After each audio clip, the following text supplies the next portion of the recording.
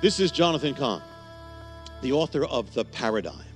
And these are the mysteries of the book, The Paradigm. I can only just touch on some of them, a taste of them, but you'll get a taste. And this one, in this clip, it's going to be that of the nemesis.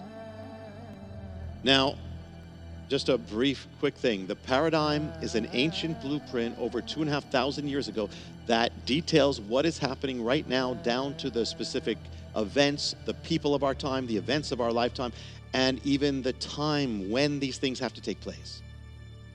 And we spoke about a nation that's falling away from God, and it has a king and a queen who are involved in a culture war, and that is going to be answering to America now. And the king and queen in the Clinton years is Bill and Hillary Clinton are going to follow this paradigm, and Bill Clinton particularly of King Ahab.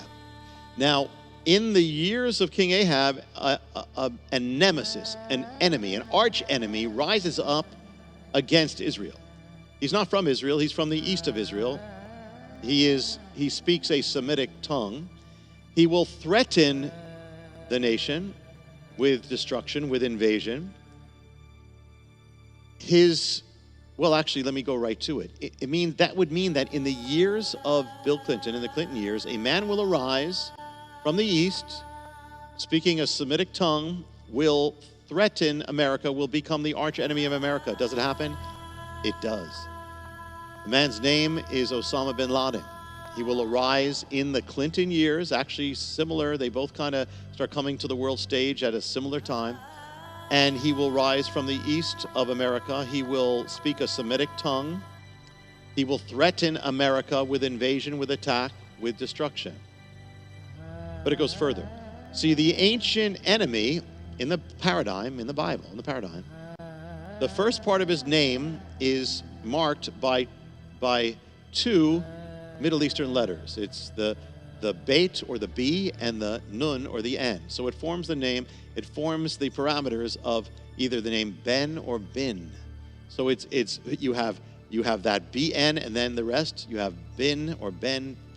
Well, what about the modern counterpart? The modern fulfillment, what is his name? It begins with a B or a Bet and then a Nun, Ben Laden. Even the parameters of the name.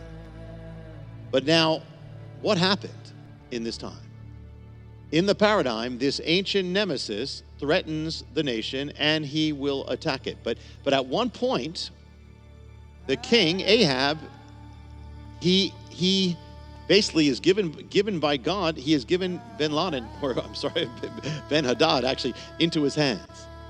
And so he's got it. He's delivered it, so he can put him away, he can kill him, he can whatever. He could end the threat, but he doesn't. He lets him go.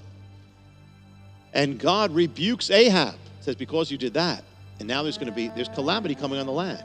So the king in the paradigm lets the nemesis go. And the nemesis ends up bringing destruction on the land. Could that have happened at all? Well, the answer is that in the 9/11 Commission, they found out that Bill Clinton or the Clinton administration had the chance to take out Osama Bin Laden. Not once, not twice, but 9 times. And he was let go. In fact, at one point, Bill Clinton, after his presidency, was making a speech, and he said in the speech, I had the chance, I could have taken him out, but I decided not to.